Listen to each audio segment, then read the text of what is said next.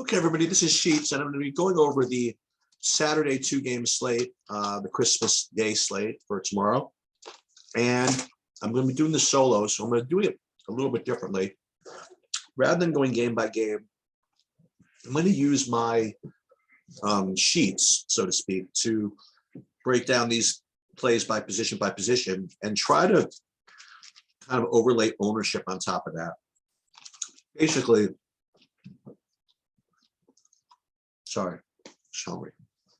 Basically, I wanted to show you how I visualize plays using my sheets. Okay, so you have two games. You have Cleveland, Green Bay, and you have Indianapolis, Arizona. And you have Green Bay about a 7-point favorite. You have Arizona about a pick of maybe a 1-point favorite. I figure both games will be somewhat competitive. Fortunately, you do have Baker Mayfield back. Well, fortunately or unfortunately. So you do have the regular players for the most part. But what I want to do is I want to pull up my sheets, and this is what's available on TrueDFS.com for premium members. But you can use your own projections to do the same type of analysis. So just to remind everybody, I'm ranking everybody by Sheets value score, which is my own kind of formula that I use that I think is the best representation of the combination of points per dollar and pure raw fantasy points. And then I also have projected ownership over here, which is basically the best I can do to aggregate the projections, the ownership projections from all over the industry. And one thing that I did to add to that, rather than just average them, I back tested all these ownership projection systems for accuracy, and I underweight or overweight certain systems on certain plays depending on past accuracies. So it's pretty cool actually. And with this particular slate, I feel as though the projections are somewhat tight, so we can kind of do the analysis appropriately. So the first thing I want to do, I listed everything by Sheets value score, and then what I'm going to do is I'm going to resort them by positions. Look at this. I'm using in the background. No, we're gonna stop that. I like that though. Anyway, so the first thing I'm looking at is defense, and that's just because that's how I do it alphabetically. But even if you just start with defense, you can see what I'm looking at. So if you rank these guys by Sheets value score, you do see that Green Bay is significantly higher than all three of these. Okay, that's fine. And then you see though that their ownership kind of reflects that. So they're rate to be about twice the ownership of all three of these other teams. So I think that the best way to analyze the defenses is that everything is somewhat efficient. In other words, if you want to overlay both how good a play it is with their ownership, I really think is that you can almost pick any of these four slots at random and get what you want, because even though you're not getting the best value with these Colts, Cardinals, and Browns, you are getting an ownership discount, probably, relative to Green Bay's chances of outscoring you. The one little nuance I would say here is that I do have the Browns as 20% owned, as opposed to, say, the Cardinals, who are 15% owned. Now, again, I don't know if that's completely accurate, but this is the most important thing, is presuming this is accurate, then you know what you're going to want to do, right? You're going to want to play the Cardinals because they do have a better, better rating, and they also have lower ownership than the Browns. So I would say that in order: Packers, Colts, Cardinals, and then Browns. Okay. Now let's look at quarterback. Not surprisingly, you have Kyler Murray. Well, some might consider it surprising. You have Kyler Murray as kind of a standout. And then under that, you have kind of tied Wentz and Rodgers. And then in a similar gap between, Murray, Wentz, Wentz, Rodgers, and Murray, you have a drop down to Mayfield. So then what you do is you look at the ownership here, and you see, well, not surprisingly, Murray is, the highest owned of them all. But then you'll see that you have Wentz and Rodgers who are rated the same, yet you have Rodgers with, Wentz with like 2/3 of the ownership of Rodgers. So between Wentz and Rodgers, I would favor Wentz, in picking who I'm going to use in my GPPs. And likewise, you have Mayfield, who I have at only 11% ownership. And I think he's close enough to these top two to make him at least maybe not clearly the second best play, but at least tied for the second best play. I mean, as far as I'm concerned, I would probably rate Murray, Wentz, and Mayfield equal. And then I would drop down to Rodgers as the worst play when you consider both, ownership and whatever. So, and that's really the way I look at things, when I'm not, when I'm not MMEing, when I'm not considering correlation and things like that. Now, considering correlation, you have to, that's something different. And we'll talk about that. But I think on a 2-game slate, it's not quite as important. All right, running back. No surprise. Jonathan Taylor rates to be clearly the best play. And he rates to be clearly the highest owned, 78% versus the next 44%. Let's see if we can't find any relative value in this position as well. You do have Chubb as better than Jones, and I think his ownership is higher than him to the correct degree, given that. So I don't think you're getting any real edge there. And then you look down here, Dillon and Edmonds. I think they're very similar, both ownership and rating. Boy, and Connor also very similar. And then the drop down to Hines has the accompanying ownership drop. So I actually feel as though the running back position is pretty efficient, meaning that, and this is kind of weird to say, but you can go ahead and pick any of these guys at random, and you're going to get equal relative value, to their ownership. I'm not saying that, that for example, Connor is just a better play than Taylor. It depends on the rest of your lineup, but I'm just saying if you had to pick between an $8,300 Taylor or a, 6,000 Connor, I think you couldn't go wrong picking, for example, Connor, given the ownership discounts you're going to be getting. Okay. All right, let's go down now to the tight end position. Again, we're just doing this alphabetically. And you see, not a surprise, Ertz, he's clearly the best play, and he's being owned at approximately the accurate rate. Okay. And then you have Jaguara, similar. Jaguara, Njoku, and Doyle. All these guys are rated a little bit lower, and they're being owned a little bit less. And you see there's very little, relative value to ownership difference between all of them. So again, all else being equal, you can really take any of these 4 tight ends and be kind of well within your rights, and even all the way down to Mo Alley Cox. Like if your build is such that you're stuck with a $2,500 guy, you can go ahead and do that. Okay, wide receivers, and again, we haven't talked about stacking or anything yet, but we're getting there.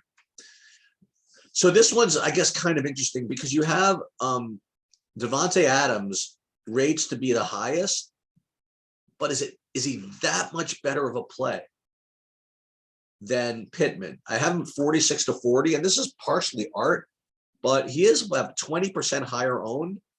I feel as though that's just a little bit too much of a gap. I think that Pittman's got to be rated as a better play relative to ownership than Adams. And we're going to get to stacking in a minute, but hopefully see where I'm going with this.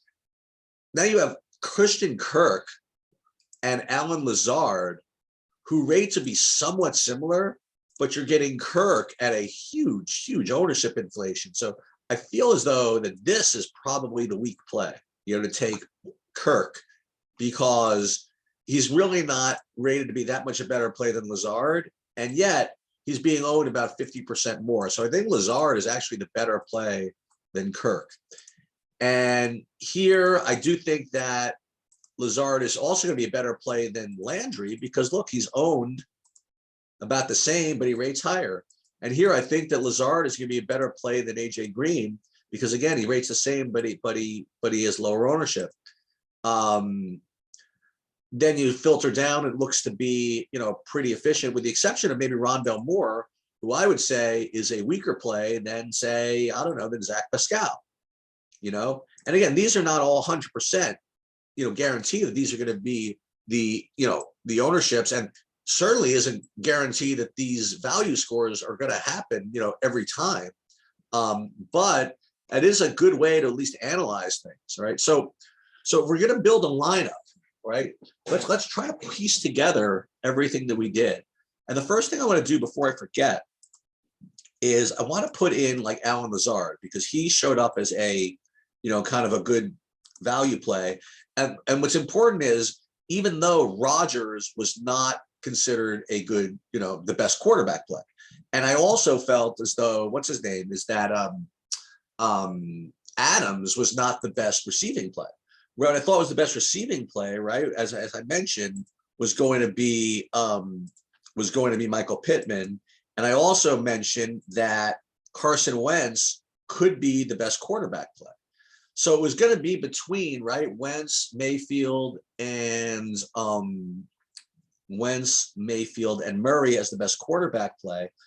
For now, why don't we put in Wentz, okay, and see where that kind of leaves us.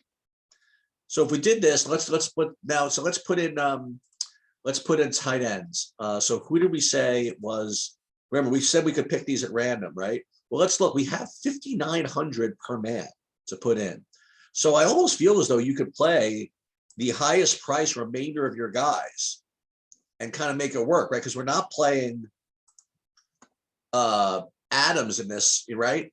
And so what if we put in Taylor and Chubb? Okay. What if we put in Taylor and Chubb? Taylor and Chubb. You could do this really, really easily. So now you get Wentz, Taylor, Pittman. Okay. You have the Alan Lazard value, and you can still play whoever you want, I think, at these positions, and without playing, a highly owned Davante Adams. Okay. So let's see what we got here. Let's go back to let's spend the most on all these positions and see where we're at. Remember, we didn't like the Packers, so let's put in the Cardinals. What were the next? Why don't we just rate these by the next best place? Let's get tight end first. Ertz was going to be totally fine, so we'll put him in. Okay. Now we still don't even know if we're going to be able to spend all of our money without using Adams, but let's take a look. Okay. So we need a wide receiver and a flex. Let's see where we're at. And we're not going to actually play this lineup. This is just kind of like process here. Let's like resort these by sheets value score. So you do have Adams as the next best play. You could play Kirk with the ownership. We already played Lazard, or you could play Landry. But you know what you could do? You could play Davante Adams, actually. You already played Pittman. You could play Davante Adams. And one thing that might work is you play Davante Adams and Lazard without Jones. That would be somewhat of a different build here. But let's see if we can do it somewhere else. Let's see what does Kirk look like. So Kirk is actually, we didn't like him as a play. The only one we really liked was Lazard and Pittman. But you do need a third wide receiver. Let's for kicks, let's put in Adams. Okay. Now if we did that though, we'd only have 3,700 left in the flex. And let's see if there's anybody that we mentioned that would be good over there. We didn't really get to any good $3,700 guys. Oh, Zach Pascal. He's the one that I mentioned, right? So now what you could do is you could put in Zach Pascal. I'm not saying you have to play this way. And then what you get, you do have like that Indiana stack, right? You got the Wentz, you got Taylor, Pittman, and Pascal. You do have Lazard and Adams, but you just don't have Rodgers with it. Okay. And that actually in and of itself might make this lineup somewhat different. And then you can play the Arizona defense with no problem. And you have the tight end. Now, should you play the Arizona defense with Carson Wentz? It's really not that big of a deal, but you probably should drop down, right? You probably should do something else. I mean, if all else being equal. So that's the way I would attempt to single build these lineups using my sheets. Now, again, you could just plug these into optimizers and make it work that way. But if I knew the 100% best way to build lineups. I mean, that would be, that wouldn't make things all that fun. So I'm just kind of learning like everybody else, but that's what I do. I think it does make a lot of sense. Just for a second, let me look at Fanduel and see if Fanduel looks a little bit different. Hold on, let me pull this up. I wasn't prepared to do this, but we'll do it anyway. So this is what Fanduel looks like. And let's do the same thing. We'll first sort by sheet's value score, and then we'll sort by position. And let's see how different it looks. So with value score, same thing. Here, actually, it looks as though the Browns are a hopeless play. And the Cardinals look to be probably the best play, either Cardinals or Packers. With respect to quarterback, again, same thing. I think Rodgers is the poor play over here. You see, it's, these guys rank Murray better, but their ownership is pretty close. As a matter of fact, yeah, I think Murray is probably the play over here on FanDuel. At running back, same thing. I think Chubb is probably the better play than Taylor because they're close and the ownership is less, but probably get away with playing them both. And I guess the one guy you want to probably avoid is the Aaron Jones because he's very close in ownership, very close in a play to A.J. Dillon, but 50% more owned, for example. And Chase Edmonds looks to be like the poor play of the bunch here.